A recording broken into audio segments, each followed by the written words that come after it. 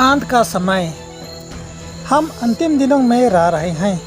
वर्तमान समय के शीघ्र पूरे होने वाले चिन्ह घोषणा कर रहे हैं कि मसीह का आगमन निकट है। जिन दिनों में हम रह रहे हैं ये गंभीर तथा महत्वपूर्ण है।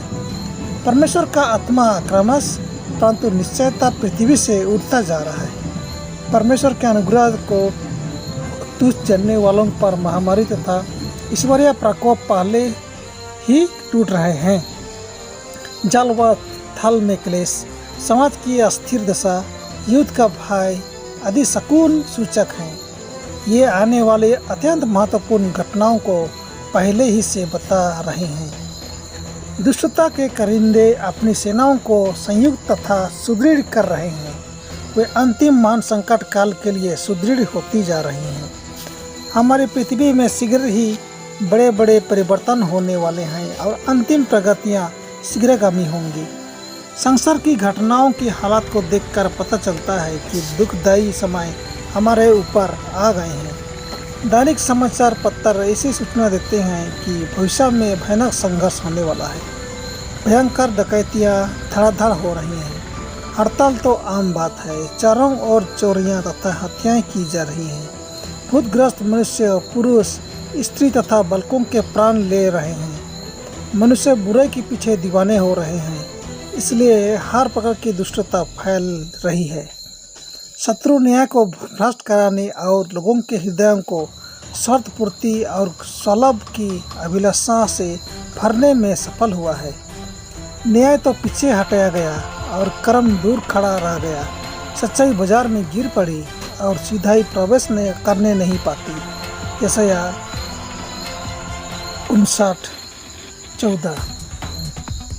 बड़े बड़े शहरों में मनुष्यों के समूह दरिद्रता तथा दुर्दशा में जीवन व्यतीत कर रहे हैं, बल्कि भोजन, आश्रय तथा वस्त्र से लाचार हैं। जिस हाल की उनकी नगरों में ऐसे लोग हैं जिनके पास इच्छा से भी अत्यधिक है, जो भोग विलास में रहते हैं और अपने धन को सुसज्जित घरों, व्यक्तिगत श्रृंगारों और इससे निकृष्ट कार्यों पर खर्च करते हैं, जैसे भोग विलास संबंधी क्षुधाओं की तृप्ति, मद्यपान, धूम्रपान तथा अन्याय वस्तुओं पर जो मानसिक शक्तियों का हनन करती है, मस्तिष्क का संतुलन खो देती है तथा आत्मा को अधम बना डालती है।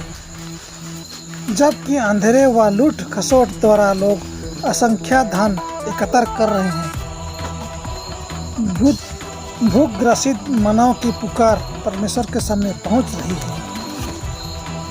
रात के दर्शन में मुझे कहा गया है कि इन इमारतों को देखो जो मंजिल पर मंजिल आकाश को उठती जा रही हैं। ये मकानात आग से सुरक्षित घोषित किए गए हैं और ये मालिक मकान व बनवाने वाले को प्रतिष्ठा के लिए बने थे। ये इमारतें ऊंचाई पर उठती जाती थी जिनमें सबसे कीमती माल लगाया गया था। जो इन मकानों के मालिक थे उन्होंने यह प्रश्न अपने से नहीं पूछा, हम परमेश्वर की महिमा उत्तम रीति से कैसे कर सकते हैं। परमेश्वर तो उनके सोच में था ही नहीं। जब ये ऊंची इमारतें उठ रही थी, मालिकों का मन हर्ष के मारे फूला न समाता था कि हम अपने धन को आत्मतृप्ति तथा पड़ोसियों की ईर्ष्या भड़काने में उपयोग कर सकते हैं। जो रुपया उन्होंने लगाया उसका अधिकांश भाग दूसरों का गला घोंट कर तथा गरीबों का लहू चूस कर प्राप्त किया गया था। वे भूल गए कि स्वर्ग में परमेश्वर उद्योग संबंधी कार्यवाही का हिसाब रखता है।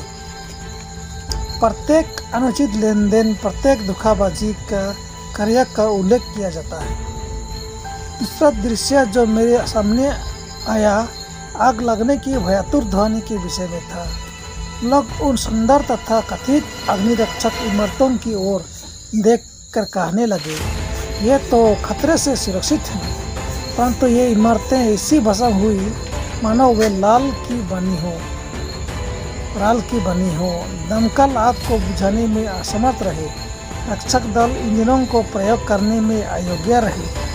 मुझे आदेश मिला कि जब प्रभु का समय आएगा उस समय तक यदि घमंडी अभिलाषी मनुष्य के हृदय में कोई परिवर्तन न हुआ तो उनको पता लग जाएगा कि वह हाथ जो उनको बचाने में समर्थ था नाश करने को भी समर्थ है। किसी पार्थिव शक्ति की क्या मजाल जो परमेश्वर के हाथ को रोक सके।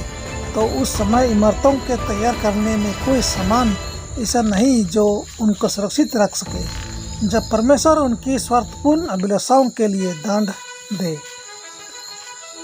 विद्वानों तथा राजनीतिज्ञों में थोड़े ही हैं जो समाज की वर्तमान दशा के बुनियादी कारणों को समझते हैं।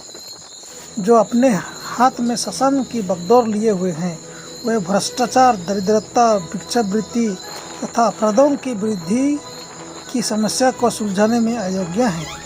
व्यवसाय को सुरक्षित बुनियाद पर रखने के लिए वे समर्थ परिश्रम कर रहे हैं। यदि मानव परमेश्वर के वचन की शिक्षा पर अधिक ध्यान देते तो वे उन जटिल समस्याओं को सुलझाने का एक उत्तर पा लेते जो उनको व्याकुल करती हैं।